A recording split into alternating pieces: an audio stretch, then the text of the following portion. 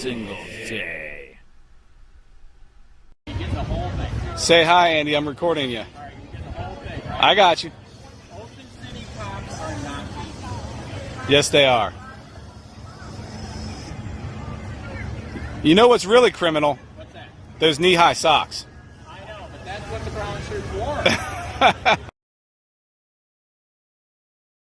Subject: Recent freedom of speech ease.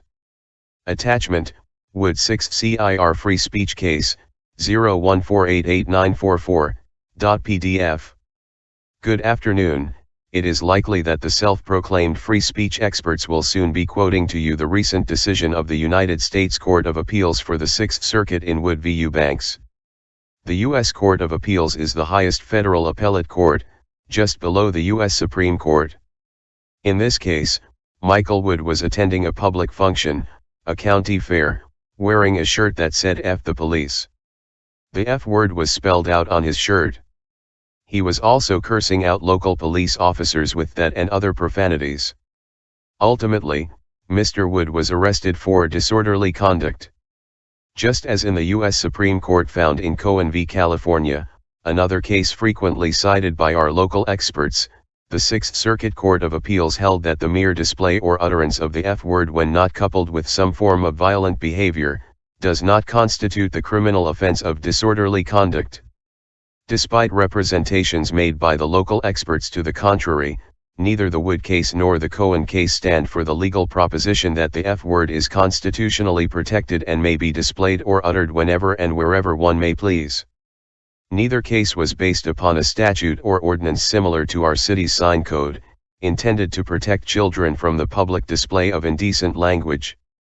Nor was either case based upon facts similar to those presented to the city's Code Enforcement Board with respect to Mr. Sheets and Mr. Massey. Just giving you a heads up. Regards, Dave Levin. David M. Levin, Waterfront Property and Environmental Law, www.flwaterfront.com. 2033 Main Street, Suite 600, Sarasota, Florida 34237. Phone 941-366-8100. Fax 941-366-6384. www.icardmerrill.com. Else that is very important and appreciated is the First Amendment. So you're going to tell us a story from a case from the Sixth Circuit. That's your circuit from about a month ago. Wood versus Eubanks. It's a story of going to your local county fair. But other than that, maybe it's a bit different than your typical fair visit. So take it away. Well, here's the thing. This is an interesting case, and I had a lot of people ask me to do this on my channel on YouTube, and I actually declined. I did not do this. I did not do a video about this, and there's one reason in particular, and that is it involves foul language. Now, here's the thing. I worked in radio for years. You don't say the F word within 100 feet of a microphone, or you get struck by lightning. So I'm going to have to clean up what I'm talking about right here and let you know that we're going to be using the F word quite a lot, and I'm going to say the F word. In real life, in this opinion, the court uses the F-bomb repeatedly, and they spell it out because they have to. So what happened was Michael Andrew Wood went to the county fair in Ohio, paid $3 to get in while wearing his F the Police t-shirt, but he had the full word on the shirt. And in case you don't know, by the way, that's the name of a song by the band NWA. I had the album Straight Outta Compton. It came out while I was in law school. I would listen to that while studying for the bar. I'm not making that up. And I'm guessing you passed.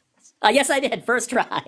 So the man goes to the state fair, the county fair, paid $3 to get in. He's wearing his F the Police t-shirt, and somebody apparently calls the management or the police. It's unclear who called who, but eventually the manager of the fair confronts this guy and in essence says, I don't appreciate that shirt. And he says, I don't care. It's First Amendment. I can say what I want and I can write what I want on my t-shirt. So sorry. Well, the police get called and the police wind up approaching this guy, who, by the way, is no longer wearing the shirt. It's unclear from the facts if he changed the shirt, took it off, or turned it inside out. But when the police and the manager finally confront this guy, he's not even wearing the shirt anymore. But because of the brouhaha he caused wearing the F the Police shirt, and someone calling the police and the fair manager approach this guy, and somebody says, where's this shirt? I want to see this shirt.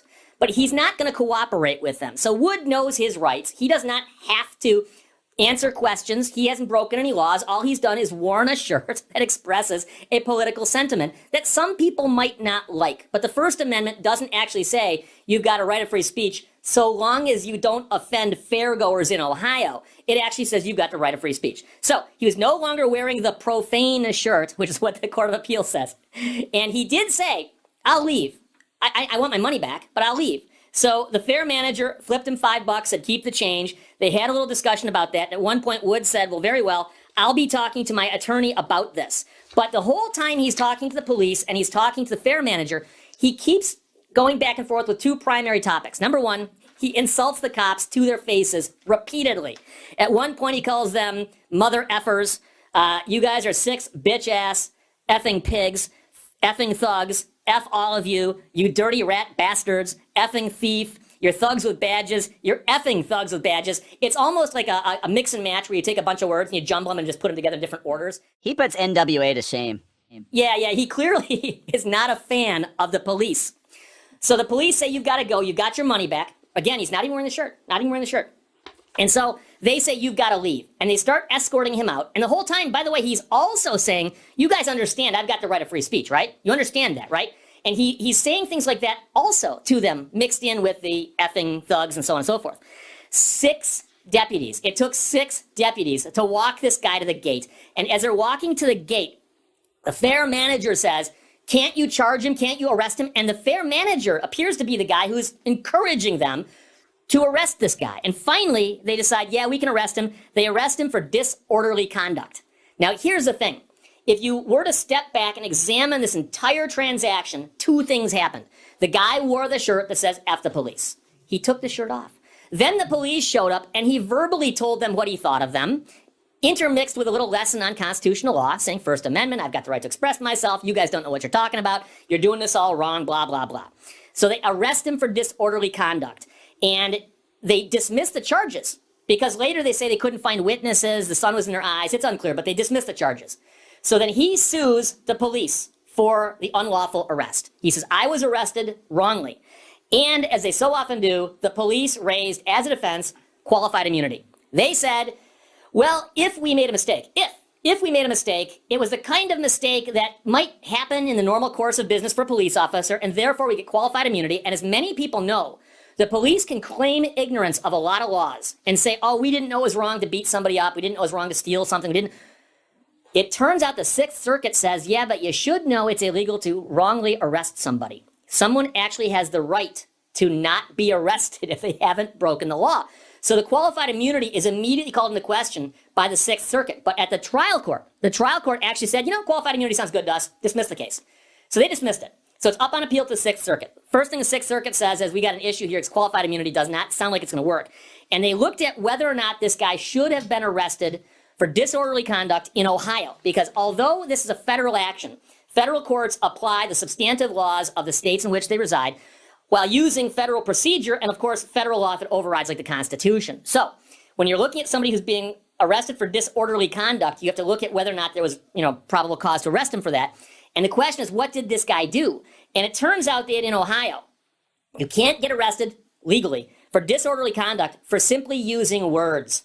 Just saying words. So if I say F you using the full word, or you're a thug, or you're ugly, or your mom dresses funny, all of these things, insulting, mean, impolite speech, they're bad in terms of, what Miss Manners would say, but they're not illegal. And technically, you cannot be arrested for that and have it stand in Ohio. So the court says that the police officers, by arresting him for something which he shouldn't have been arrested for, means that they blew the one thing they needed to make this argument. But they also said that obviously the guy's got a right to not be arrested wrongly. And why he's being wrongly arrested is simply that the foul language, the unhappy language, that whatever you want to call it, it's not enough.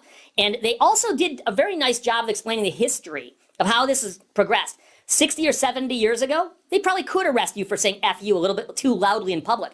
But they point out that over time, our tastes have changed, to put it more lightly. And pretty much the only thing you could say verbally that would get you in trouble is the fighting words doctrine. And trust me, if I wanted to, I could get in your face and probably say something to you so vile and so foul that you'd want to haul off and punch me, and most people would say that man deserved to be punched. Those are fighting words. And even in that case, the court explained that standards of decorum have changed dramatically since 1942. So they went through the whole history. You are allowed to flip off a cop. You are allowed to tell him to go F himself or herself. We're to be inclusive here. You can use the F-bomb liberally. Is it polite? Is it nice? Is it something you should do? That's not the question. Constitutionally, are you allowed to express that in public? And the answer is yes. So the court said that having the case dismissed for qualified immunity was wrong and sent it back to the trial court. Now, I do want to make sure one thing is clear here. And one of the reasons I was skeptical about doing this story as a video of mine is that, number one, I had the issue with the language, because I had to keep saying F this, F that, F thugs, F pigs, effing pigs. And I hate to do that. But number two, a lot of people are going to look at this and go, oh, the guy won his lawsuit. He's going to be a millionaire tomorrow. Well, no, he gets to go back to court now and make his case. And that's important because a lot of times we hear about cases that get dismissed, get reinstated, and these fights that take on before a case goes to trial. And so the qualified immunity is simply a huge hurdle. But he cleared that hurdle. And he's going to get back now into court and get a chance to make his case. I would say the one big question mark I have, and we may never know the answer to this, is that if this goes to trial in front of a jury, all of these police officers were wearing body cameras. That's why we know exactly who said what when. If you showed all of this body camera footage to a jury of 12 very, very conservative locals, the question is how much sympathy will they have for this plaintiff? And that's what I don't know. That's what I don't know. But this is a big victory for the First Amendment. And it's actually relatively, I think it's like an 18-page complaint. That's concise. That's concise for a federal appeals court opinion. And so if you want to read a really good history and like a user's guide for the F word, there you go. Wood versus Eubanks. And so it was a great case to read. And again, the First Amendment is alive and well in the Sixth Circuit. You know, Steve, I don't know if one of the ironies that struck you like it struck me is I actually didn't find the profusion of F-bombs to be the most offensive language described in the opinion. I thought the most offensive language was when the police said, "This is my house," where you can say that. This is my, as if he had stumbled into the officer's backyard and started swearing. That really frosts me when they say, "This is my territory." That I thought was, it sort of raises the moral temperature too. Yeah, and I saw that, and there was a whole bunch of discussion going on. And I think back about when cases were before the time of body cameras, when you know darn well that they would have gone to court and the cops would be going, all this guy's doing is just screaming and yelling, saying all this crazy stuff. And on the other hand, the police would be going, no, we just said, sir, please come with us. Shh, you're making a disturbance. And so the body cameras keep everybody honest. And you're right, that's part of the exchange. I caught that too. And that was right around the same time that the guy was getting his $3 refunded. $3 entrance to the county fair. There you go.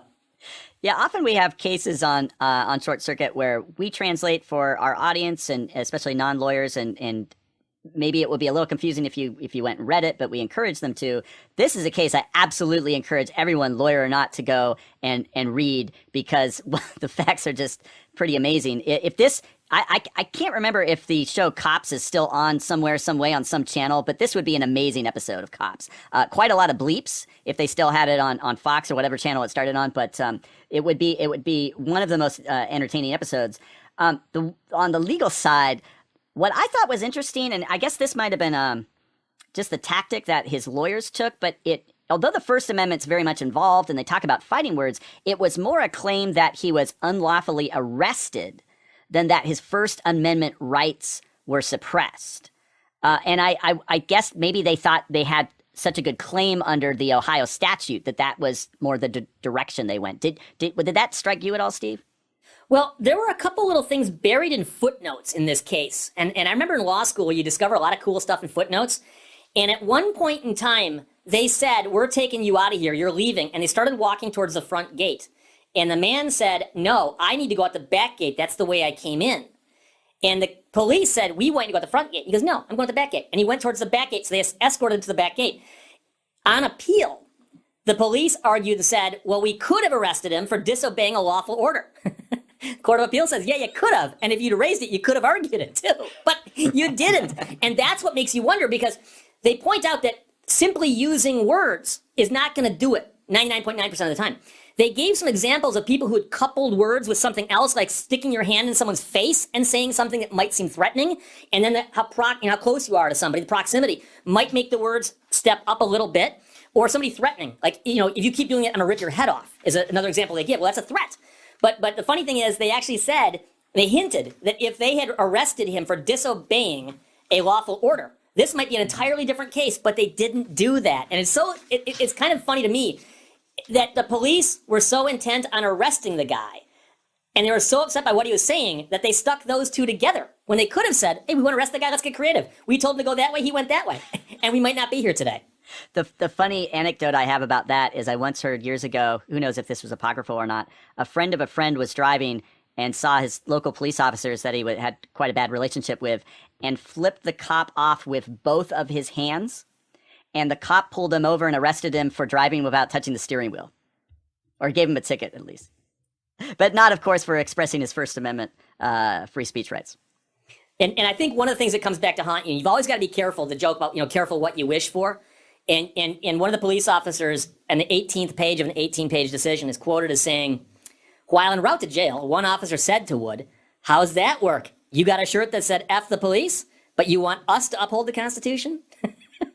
And the answer, of course, is, yeah, we do. The court does too, on appeal. That's kind of how it works when you're the government. Well,